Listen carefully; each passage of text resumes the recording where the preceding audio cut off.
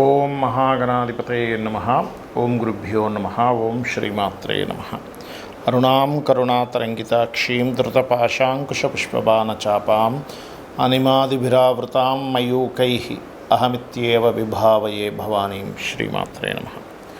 ప్రేక్షకులకి ఆ లలితాంబిక అమ్మవారి యొక్క అనుగ్రహం పరిపూర్ణంగా కలగాలని మనస్ఫూర్తిగా కోరుకుంటూ మనం ఈరోజు ఏ నక్షత్రాల్లో ఉన్నటువంటి వారికి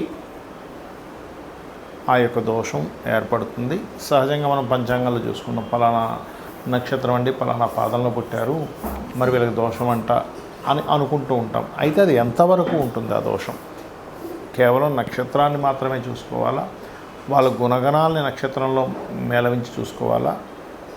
అదేవిధంగా దానికి ఎటువంటి పరిహారం చేసుకుంటే బాగుంటుంది అనేటువంటి విషయాలు, మరియు దీంతోపాటు నక్షత్రం తెలియదండి కానీ నాకు ఏదో ప్రాబ్లం ఉంది, ఆ ప్రాబ్లంకి తగ్గట్టుగా మీరే పరిహారం చేసుకోవాలి అనే విషయాన్ని ఇప్పుడు మనం చెప్పుకుందాం. అయితే ఈ యొక్క అంశాలు చెప్తుంది నేనైనప్పటికీ కూడా చెప్పిస్తుంది సాక్షాత్ లలిత అమ్మవారిగా భావిస్తూ ఒక్కొక్క రాశి గురించి, నక్షత్రం గురించి మనం తెలుసుకుందాం. కర్కాటక రాశి. కర్కాటకంలో పునర్వసు 4వ పాదం ఉంటుంది. గురువు యొక్క నక్షత్రం అది. అలాగే మరొక విషయం ఏంటంటే ఈ నక్షత్రానికి కూడా ఎటువంటి నక్షత్ర దోషాలు లేవు. ఇక బాలారిష్టాలు అది పర్సనల్ చార్ట్లో చూసుకోవాలి, నక్షత్రానికి సంబంధం లేదు. పుష్యమి 4 పాదాలు కూడా ఇందులోనే ఉంటాయి. సో దానికి కూడా ఎటువంటి ఇబ్బంది లేదు. కాకపోతే పునర్వసు 4వ పాదం అక్కడ ఉన్నప్పుడు అది చంద్రుడికి ఓన్ హౌస్ అవుతూ గురువుకి ఎగ్జాల్టెడ్ హౌస్ కాబట్టి వీళ్ళకి కూడా శాస్త్రంలో ఏం చెప్తారంటే జీవితంలో ఎట్టి పరిస్థితుల్లో తిండికి బట్టకి లోటు ఉండదు అంటూ ఉంటారు. కొంచెం ఎమోషన్స్ కూడా ఎక్కువగా ఉంటాయి వీరికి. పుష్యమి వారికి కూడా అతి మంచితనం ఉంటుందండి. పుష్యమి వారికి నక్షత్ర దోషాలు అయితే ఏమీ ఉండవు, కానీ అతి మంచితనం వల్ల అవతల వాళ్ళకి మనం ఏదో సహాయపడదామనే భావనలో, ధోరణిలో మోసపోతుంటారు. చాలా కేర్గా ఉండాలి. కాస్త నీటి ప్రదేశాలు వెళ్ళినప్పుడు కొంచెం బ్రీతింగ్ రిలేటెడ్ సంబంధించిన విషయాల్లో కొద్దిగా జాగ్రత్తగా ఉండాలి వీళ్ళ లైఫ్ లాంగ్. కాకపోతే ఇదేంటంటే వీళ్ళకి 4th and 6th లార్డ్షిప్ ఎలా ఉందో చూసుకోవాలి. ఏదైనా హెల్త్ ఇష్యూస్ రిలేటెడ్ సంబంధించినవి వస్తాయన్నప్పుడు జస్ట్ నక్షత్రం ఏంటంటే కొద్దిగా సూచన మాత్రమే, ఎందుకంటే చాలా విషయాలు తీసుకోవాలి మనం ఇక్కడ. ఇక ఆశ్లేష నక్షత్రం, ఈ విషయంలో మాత్రం నేను మీకు ఒక విషయం చెప్తాను. ఆశ్లేష నక్షత్రం అండి వివాహం చేసుకోకూడదు అనుకుంటారు, అది పూర్తిగా తప్పు. ఎక్కడా కూడా శాస్త్రంలో చూపించమనండి. ఆశ్లేష నక్షత్రం యొక్క వధువు కావచ్చు, వరుడు కావచ్చు, వివాహానికి అనర్హుడు అని ఎక్కడైనా రాసిందా? ఎక్కడా రాసిలేదు. కేవలం ఏమిటంటే ఆశ్లేష నక్షత్రంలో పుట్టిన వారికి అద్భుతమైన తెలివితేటలు ఉంటాయి. అలాగే వాళ్ళు కొంచెం అవతల వాళ్ళు వీళ్ళని మోసం చేస్తున్నారని ఏమాత్రం అనిపించినా నిర్దాక్షిణంగా వాళ్ళని వదిలేస్తారు. గుర్తుపెట్టుకోండి, మోసం చేస్తాను, అదర్వైజ్ ఏమి వదిలేరు, అలా ఏమి వీళ్ళు మోసం చేస్తారని లేదు. కాకపోతే బుధుడు పాడైతే మాత్రం వీళ్ళు కూడా కొంచెం కొద్దిగా ఒక రకమైన ప్రవర్తన కలిగి ఉంటారు. బుధుడు పాడైతే అంటే నక్షత్రాధిపతి పాడైతే. అయితే ఈ ఆశ్లేష నక్షత్రం 4 పాదాల్లో ఏ పాదాలకు దోషం ఉంది? మొదటి పాదం చక్కగా వీరికి శుభం, అందులో ఎటువంటి సందేహం లేదు. 2వ పాదం ధనహాని, అదేంటి పుట్టిన పిల్లలకి ధనహాన అంటే ఇక్కడ చూసుకోవాల్సింది ఏంటంటే ఈ అబ్బాయి పెద్ద అయిన తర్వాత మహాదశలు కానీ ధనాన్ని పాడు చేసే మహాదశలు, అంతర్దశలు ఏమైనా వస్తున్నాయా, గోచారం వస్తుందో చూసుకొని ఆ సమయంలో ఎవరికి అప్పులు ఇవ్వడం కానీ ధన విషయంలో తొందరపాటు నిర్ణయాలు తీసుకోకూడదు అని అర్థం అనమాట ఆశ్లేష 2కి. అలాగే 3, 4 పాదాలు మాతృగండము, పితృగండము. 3వ పాదం అయితే మాతృగండం అంటే ఆశ్లేష నక్షత్రంలో 3వ పాదంలో పుట్టాము, 4వ భావం ఎలా ఉందో చెక్ చేసుకోవాలి, అంతేగాని మరొకటి ఏమి భయపడాల్సిన పని లేదు. 4వ భావం, ఇక 4వ పాదంలో పుడితే 9వ స్థానం ఎలా ఉంది, సన్ ఎలా ఉన్నాడు, ఇవి చెక్ చేసుకొని ముందుకు వెళ్ళాలి. దీని గురించి ఏమీ టెన్షన్ పడకుండా ఆశ్లేష నక్షత్ర శాంతి ఉంటుంది. అది పుట్టినప్పుడు నక్షత్రం మరలా తిరిగి వచ్చే లోపల అంటే 29-30 రోజుల లోపల చేసుకున్నట్లయితే ఖచ్చితంగా వీరికి బాగుంటుంది. చాలామందికి ఈ యొక్క గండంలో పుట్టాము కదా, ఇది ఎప్పటి వరకు ఉంటుందని సందేహం కలుగుతూ ఉంటుంది. చిన్నప్పుడు మాత్రమే ఉంటుందండి. 12 సంవత్సరాల లోపల మాత్రమే ఈ నక్షత్ర గండం అనేటువంటిది నడుస్తూ ఉంటుంది. అందులో కూడా శిశువుకైతే శిశు సంబంధించినటువంటిది అంటే ఏంటి, లగ్నం పాడైనటువంటి మహాదశలు రావాలి. అంటే లగ్నం మీద పాపగ్రహ సంచారము, లగ్నాధిపతి వెళ్ళి పాపగ్రహాలతో కూడి ఉన్నటువంటి మహాదశ, అంతర్దశలు రావడం, దానికి గోచారం అనుకూలించినప్పుడు మాత్రమే చిన్నతనంలో అనారోగ్యంతో బాధపడతారు. దానికి నక్షత్ర శాంతి మరియు అదేవిధంగా ఆ గ్రహశాంతి, నక్షత్ర గ్రహశాంతులు శివాభిషేకం చేసుకోవడము, ఇంట్లో ఏదైనా పారాయణం చేయడము, చండీ పారాయణం లాంటివి చేసుకుంటే క్లియర్ అయిపోతుంది. పెద్ద అయిపోయిన తర్వాత మీరు దాని గురించి ఏమిటి 1% కూడా పనిచేయదు, గుర్తుపెట్టుకోండి. ఇక తల్లికి తండ్రికి అన్నారనుకోండి, ఇందాక నేను చెప్పినట్టుగా చంద్రుడు పాడవాలి, రవి పాడవాలి తల్లిదండ్రి అయితే, అప్పుడు వాళ్ళకి సంబంధించిన దానము శాంతి చేసుకుంటే అక్కడ క్లోజ్ అయిపోతుంది. దాని గురించి జీవితాంతం మీరు బాధపడుతూ ఆలోచించాల్సిన అవసరం లేదు. మేనమామ గండం అంటారు కొన్నిసార్లు, అప్పుడు కూడా వీళ్ళకి బుధగ్రహం పాడవ్వాలి. పిల్లల జాతకాలు బుధగ్రహం పాడవి, ఆడో స్థానం కూడా పాడైతేనే. అలాగా కండిషన్ చూసుకోకుండా ఊరికే మేనమామకి గండం అంటే అనుకోవడానికి వీలు లేదు. ఇది ఖచ్చితంగా చెప్తున్నాను. మీరు కావాలంటే ఒక 10,000 జాతకాలు తీసుకొని రీసెర్చ్ చేయండి. నేను రీసెర్చ్ చేసి చెప్తున్నటువంటి అంశం ఇది ఖచ్చితంగా.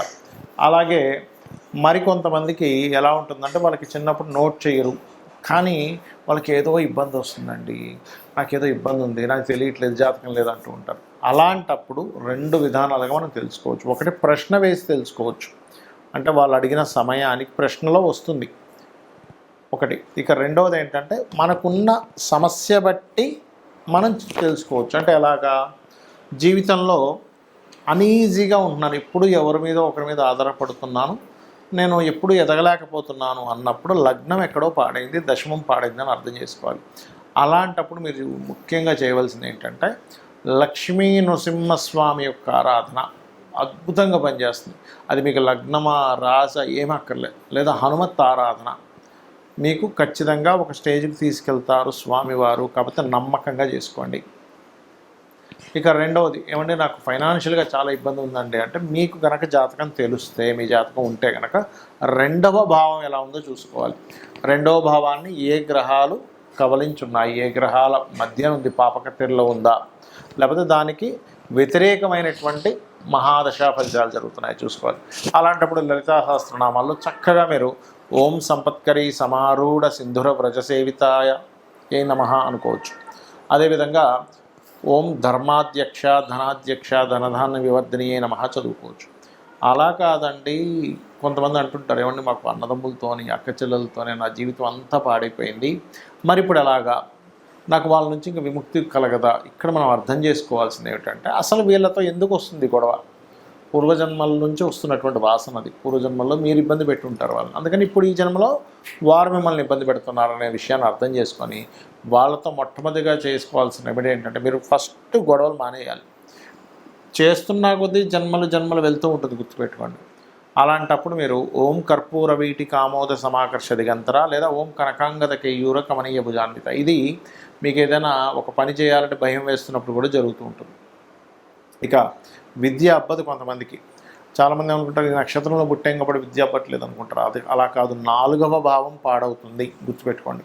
అప్పుడు మీరు చేయవలసింది ఏమిటి అంటే, 4వ అధిపతి ఎలా ఉన్నాడు, బుధుడు ఎలా ఉన్నాడో చూసుకుంటూ పర్టికులర్గా మీరు మీ యొక్క జాతక చక్రంలో 4వ అధిపతి ఎలా ఉన్నాడు ఏమిటి చెక్ చేసుకొని దానికి సంబంధించిన రెమెడీలు చేసుకోవడము, అందులో ముఖ్యంగా హయగ్రీవ స్తోత్రం చదువుకోవడం చేస్తూ ఉండాలి. అలాగే ఓం శుద్ధ విద్యాంకురాకార ద్విజపంక్తి ద్వయోజ్వలాయై నమః చేసుకోవచ్చు. ఇక సంతానం లేదు, కొంతమందికి సర్పదోషాలు ఉంటాయి, దానివల్ల అవ్వదు, దానికి ఏమి కంగారు పడకుండా దత్తాత్రేయుడిని దిగంబర శ్రీపాదవల్లభ దిగంబర. అప్పులు ఎక్కువగా ఉన్నాయండి, అపర్ణాయై నమః. వివాహం అవ్వట్లేదండి, ఓం కామేశబద్ధ మాంగళ్య సూత్ర శోభిత కందర నమః చూసుకుంటూ 7వ స్థానం ఎలా ఉందో చూడాలి. అప్పులు ఎక్కువగా ఉన్నాయంటే 6వ భావం ఎలా ఉందో చూడాలి. గండాలు ఎక్కువగా అవుతున్నాయి, ఇప్పుడు మనం అనుకున్నాం ఏ నక్షత్రానికి ఏ గండం అని. అలాంటప్పుడు మీరు చేయవలసింది ఏమిటి అంటే, గండానికి కారకుడు ఎవరు, అష్టమాధిపతి. సడన్ ఇన్సిడెంట్స్, సడన్ గ్రోత్ ఉంటుంది, సడన్ డౌన్ ఉంటుంది అంటే అష్టమాధిపతి వల్ల. బాగుంటేనేమో ఒక్కసారిగా 2-3 సంవత్సరాల్లోనే కోట్లకు పడగెత్తారు, బాగోపోతేనేమో డౌన్ అవుతారు. ఇది ముఖ్యంగా చూసుకోవాలి. అలాగే భాగ్యం, ఎప్పుడైనా గుర్తుపెట్టుకోండి, భాగ్యాధిపతి బాగున్నాడా ఇంక తిరుగులేదు, వాళ్ళ లైఫ్ భగవంతుడు దగ్గరుండి నడిపిస్తాడని అర్థం చేసుకోవాలి. పాడయ్యాడా, ఓం హరనేత్రాగ్ని సందగ్ధ కామ సంజీవన ఔషధి. కెరియర్ సరిగ్గా లేదండి, ఓం మాణిక్య మకుటాకార జానుద్వై విరాజితాయ నమః. బెల్లము దానంగా ఇవ్వడం, నువ్వులు దానంగా ఇవ్వడం, గోవులకి భక్తి శ్రద్ధలతో భావనతో గోవులకు బెల్లం తినిపించడం చేయండి. ఏమంటే సక్సెస్ రేట్ లేదు, ఆనందం రేట్ లేదనుకునేటువంటి వారు ఓం ఇంద్రగోప పరిక్షిప్త స్మరతోనాభజంగికాయే నమః చేసుకోవాలి. లేదంటే విదేశాలకు వెళ్దాం అనుకుంటున్నాను అన్నప్పుడు ముందు అసలు మీకు విదేశీ యోగం ఉందో లేదో చూసుకొని ఇన్వెస్ట్మెంట్స్ విదేశాలు తండ్రి యొక్క ఆస్తి అంతా కూడా 12వ స్థానంలో ఉంటుంది కాబట్టి విదేశీ వెళ్ళే యోగం ఉందండి కానీ ఎక్కడో ఆటంకాలు జరుగుతున్నాయి అన్నప్పుడు హనుమాన్ చాలీసా చదవండి ఉదయం సాయంత్రం. ఖచ్చితంగా మీకు ఆ స్వామివారు మీకు ఏదైతే అవయోగంగా ఉందో ఆ యొక్క అడ్డును తొలగించి మీ యొక్క సంకల్పం నెరవేరేలా చేస్తారు. శ్రీమాత్రే నమః.